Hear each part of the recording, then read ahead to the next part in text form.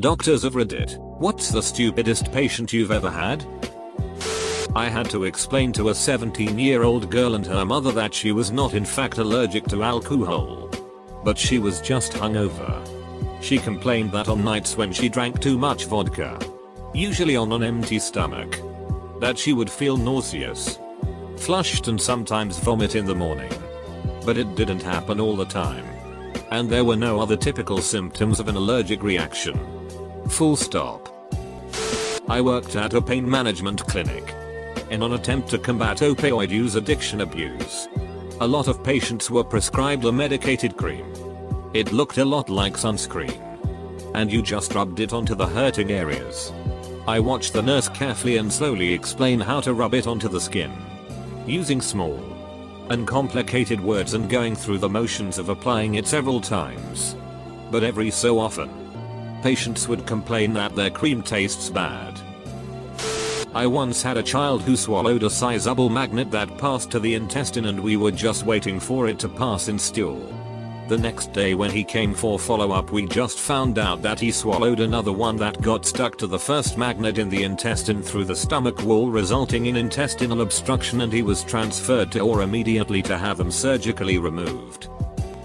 I had a mom and grandma bring their 12-year-old granddaughter to the emergency room because she was bleeding. Not from trauma or a wound, mind you. The poor girl had started menstruating and the mom didn't want to explain what was happening or started to happen, nor that it would continue to happen, as mom and grandma well knew. On the upside, it was a very quick ER visit once they were actually seen. My dad is an orthopedic surgeon who does a lot of hips and knees and cries with laughter every time he tells the story of a woman who didn't understand how hip surgery works and thought they were going to take her leg off, fix the hip, and then reattach her leg. Oh duck, if we're talking stupid ED visits. A woman came in because she got stung by a bee. Not allergic and no reaction. It just hurt. A woman brought her kid in because he got stung by a bee. Not allergic and no reaction. An entire family came in because they found a dead mouse in their apartment. Woman came in for a second-degree burn on her arm that was roughly the size of a Tic Tac.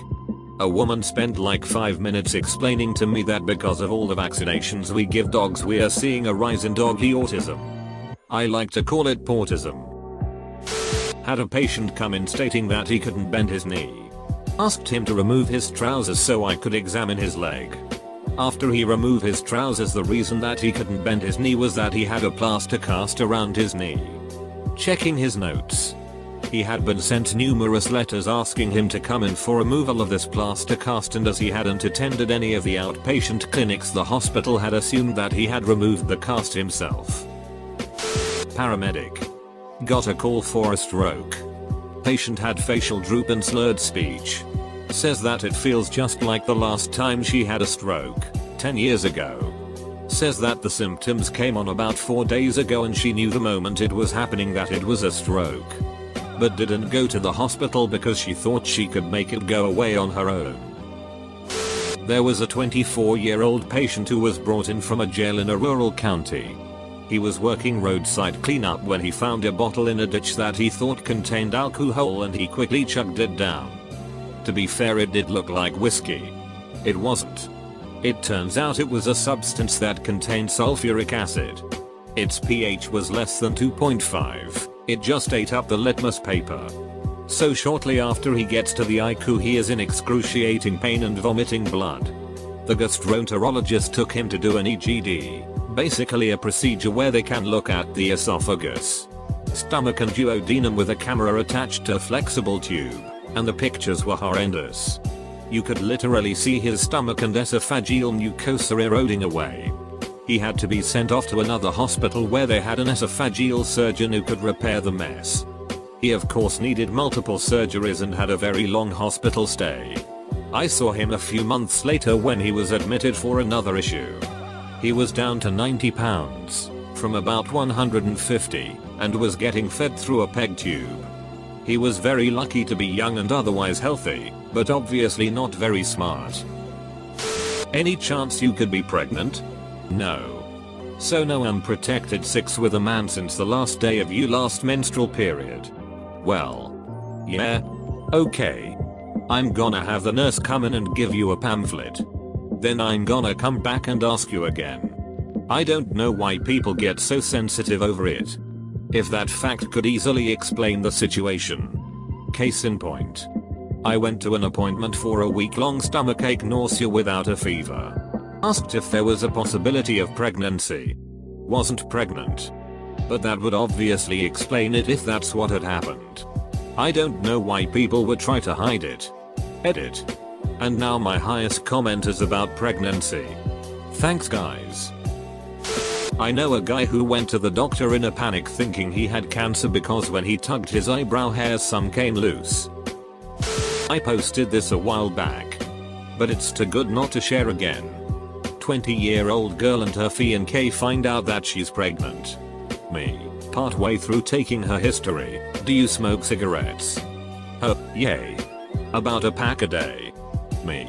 You should definitely stop that. Oh, well. My sister told me that if I stopped smoking, the baby would go into withdrawal and die. Me. What? A guy came to the outpatient clinic with swollen left ball. He said he was injected with some cajupit oil by his friend, with his consent, to enhance his performance in bed. I'm a female medical intern and I tried so hard to keep my expression as neutral as possible. My mum works in hospital. And the techs from radiology always have the best stories. Last week they had a male patient with a huge carrot up his ass. He came from a conservative area. By bus. Standing cause could not sit. It was a 3H bus ride. If I ever could change my job I wanna be a radiology tech. Edit. Radiology tech not nurse. Not a doctor but dental nurse. My favorite was a 30-something-year-old woman who came in for a checkup at the emergency low-cost clinic I worked at. Teeth were broken and almost black and gums are angry swollen. Bright red and bleeding by just moving her tongue against them. Needed multiple scaling hygienist appointments and a debridement. Honestly, YouTube has some amazingly disgusting videos of this treatment, but maybe keep the sound off if you don't like the scraping sound. X-ray showed she had all but her wisdom teeth and 10 fillings.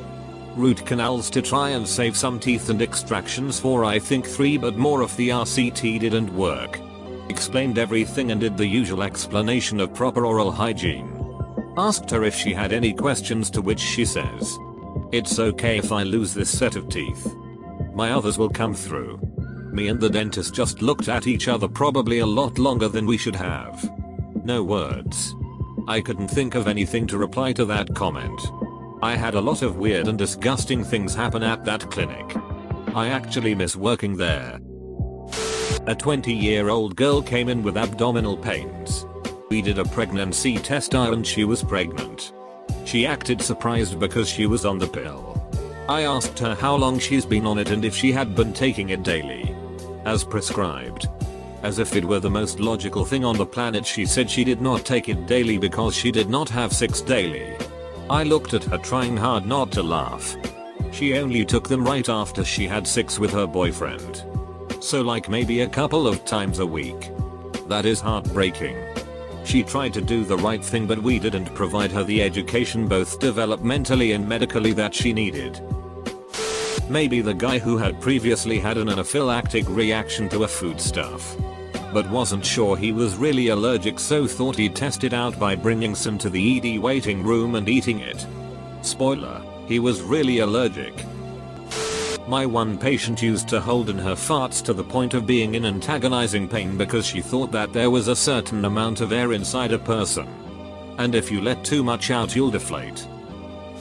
Student here. A guy came into the ER one time because he noticed dandruff. Dandruff. Like, have you not heard of Head and Shoulders? He might have only heard about knees and toes. Dental student. I have a patient that claimed to have gone to medical school. Here are some gems from this patient. Patient, hey doc, do I need to move my head medial or distal? Me, no. Move your head to the right. Patient, do you remember the Matt Hasselbalch equation from organic chemistry? This is the old QB of the Seattle Seahawks. Patient, after looking at the X-ray or a radio pack, has density, mass in their mandible, Doc, this is malignant mass because I don't have the lymphadenopathy. Malignant means the bad cells can invade other areas. It's bad. The mass in the X-ray was a supernumerary tooth, extra tooth. It is within the spectrum of normal. Patient, can you adjust my lingualized occlusion please? My mesiodistal cusps are fracturing. There is no such thing as lingualized occlusion. There are no mesiodistal cusps. Patient has severe bruxism. TLDR. Patient claims to have gone to medical school but uses phrases that would indicate otherwise. I was asked by a patient on the respiratory ward if I thought his lung cancer might have had anything to do with his 50-a-day smoking habit. Because he smoked roll-ups. And he wasn't sure if they counted. I struggled to keep a straight face. And said yes. And busied myself in his chart. Work in ED. Called the ambulance for chest pain. Was just upset her husband went to the tap, gambling, without her. Father-daughter combo. Convinced they had chicken pox. They had been outside fishing in the evening around mangroves and were eaten alive by sandflies. Came and hunched over in pain and crying. Claiming abdo pain. Didn't like the flavor of his meat pie and wanted it out of his body. The old sunburn trick and forgot to put it on and they suffer sunstroke. Drinking last night and expect us to cure their hangovers. Me. Any chance you're pregnant? PT. No. Me. Are you sexually active? PT. Yes. Me. Why is there no chance you're pregnant? PT. Because I'm not married. Me. Pee in this cup. Had a patient and his girlfriend complaining of fleas. They were covered in red spots that they were picking at constantly. They were meth heads that were picking their skin off and imagining bugs were crawling on them. They were adamant that they had seen these bugs and pulled them out of these sores. Discharge instructions. Stop doing meth. Not a doctor. Work in ultrasound. Patient. We have been trying to get pregnant for 5 years with no success. Me. Are you currently on any infertility drugs? Patient. No, but I have been on birth control for the last 7 years. Me. You are currently on birth control but also trying to get pregnant. Patient. Yes. I like to know when my period is coming. Had a patient that got pregnant while on the pill. She was devastated. And couldn't understand how it happened. I asked her how she took it. P. I just used one before 6. Me. Mom. You need to take a pill every day for 21 days for it to work and then you are supposed to take a 7-day break while you have your period. P. What? I am supposed to shove one of these up my vag every day? Me. Dart. I'm not a doctor but got told to go introduce myself to a patient, get vitals. History. More info on their chief complaint. Start an IV and draw blood for labs. They came in for arm pain and it looked like they had a nasty bug bite on their arm. So story was she is a stripper. And their Adderall prescription wasn't doing the trick. So they had an idea how to make it more potent. They heard from a friend that if you crush it up, suspend it in water and inject it, it would be more effective. Except she used tap water to dissolve the Adderall before she injected it.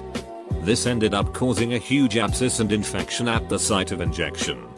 She ended up losing her arm at the elbow, so now she's a one-armed stripper. Not a doctor.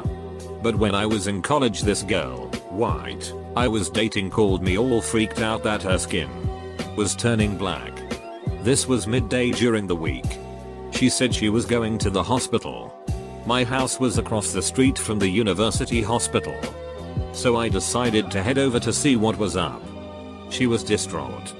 I went into the examination room with her and she explained her situation to the doctor and showed him her arm. The doctor just licked his thumb and rubbed her arm. Turns out she was wearing a brand new black sweater and some of the fibers rubbed off on her arms. Not a doctor but I work in a pharmacy and the first person that came to mind was a very overweight lady with an absolutely toxic personality. She always treated whoever was with her terribly, would come in every few months with a new ad from Dr. Oz for a new product to help her lose weight that she made me place a special order for. Know what? She never shed any pounds. I'm not a doctor, but I'm a medical admin. The other week we booked a male patient for an abdominal ultrasound.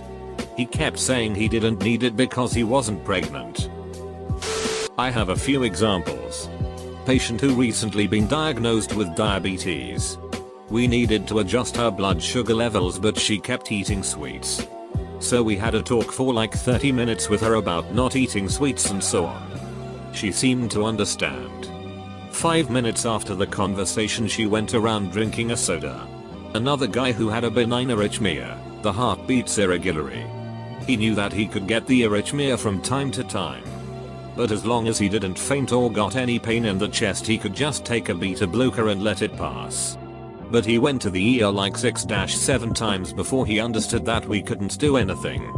One patient came in for something, can't remember what, and when we ran tests we found that he had a pH of 6.97. That is on the border of what the body can have and still have any function at all. Read. He should be dead. But he was awake and clear. We wanted to admit him to the ICU and adjust it with utmost care. But he needed to go home. To eat a shrimp sandwich. Yes. A shrimp sandwich. We sat down and talked to him and his mother for 30 minutes that no shrimp sandwich in the world is worth your life. And if there is something else you need to get help with, we can help him. But nope. He left. He came back a couple of hours later and we cured his acidosis. But that must have been a mean shrimp sandwich.